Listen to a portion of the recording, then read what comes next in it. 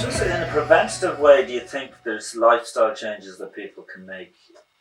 And is that something that you cover as well, like mindfulness or anything? Yeah, mindfulness. We do. We have a DBT therapy group at the moment. We've a couple of them, and it's a bit like cognitive behaviour therapy, but it's a program people work through, and it equips them with the tools and, if you like, things to do when their anxiety gets to a certain level or when they feel they need to do something. So it can be as simple as using stress balls. It can be, working through a particular type of exercise, baking or whatever. But, we would encourage people in every day to try and take 5 or 10 minutes out of their day just for themselves. And even if it just means that you're sitting having a cup of coffee, not talking, not listening, not thinking, just enjoying the cup of coffee and, not looking at your phone. Not looking at your phone. I think as time has gone on, the pandemic, we've all got so used to looking at our phones or looking at a screen or watching telly or, we haven't actually taken time to have time to ourselves and to give our own heads, the Northern Irish expression, give your head space or give my head peace. Yeah. But we haven't done that. We've lost the ability, I think, to do that.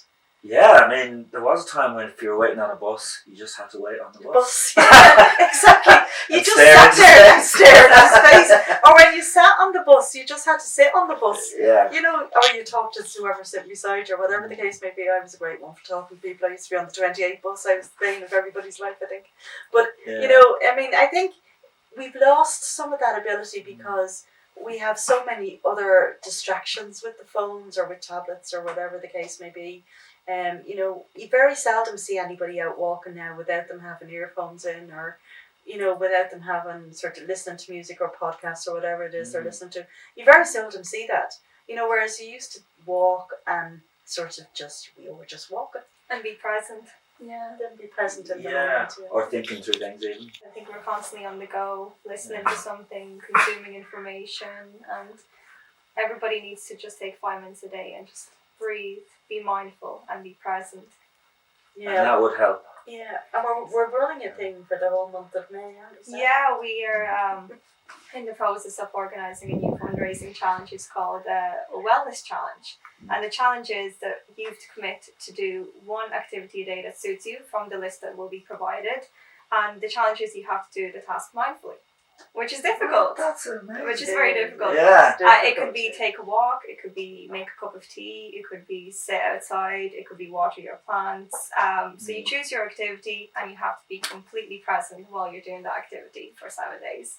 So we're excited to see. We're all signing up for that. I'm signing up for that. Yeah, so it's going to be called Self-Care Month in May, and we're hoping that people will just get on board and do it for themselves, for their own mental health.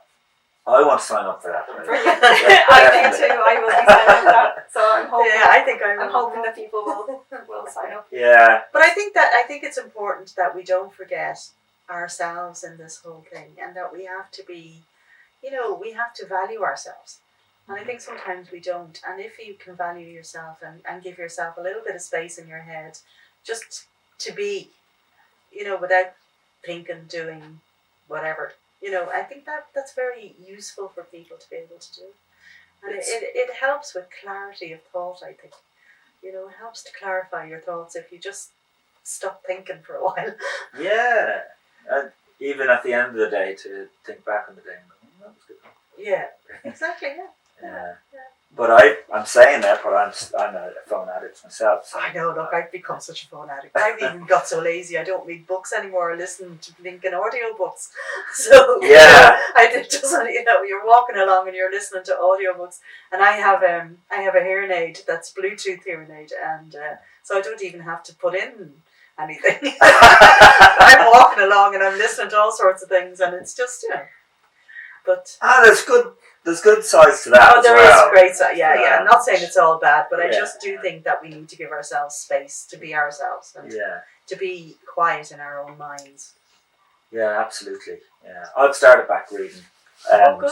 But I only read in the bath, so I have to have a bath every night. That's probably not a bad thing. That's kind of relaxing. It is, yeah. But I can't seem to read outside because I leave the phone outside the bathroom. Yeah. I think it's about sort of creating new habits, though, isn't it? Really, you know. Yeah.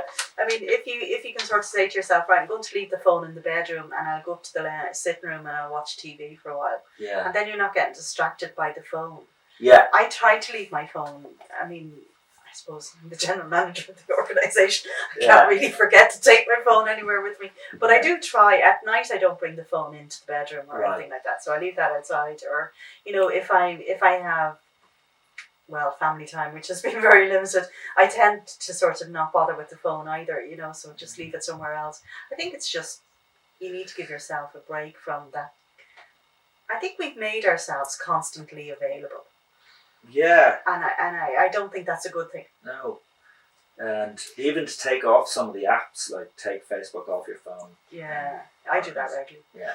But I can't do it now.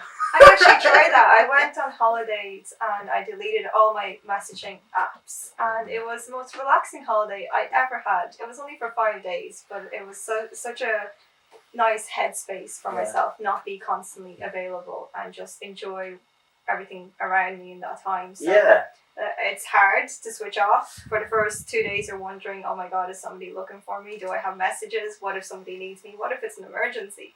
So you have all these thoughts going through your head. But by day 3, or I want to show the world my wonderful holiday. Exactly. Well, I love photography, so I have a camera, a Canon camera, and I go around with my camera and I share my adventures when I get home. So that's a different way of approaching the whole social media aspect of it. Yeah.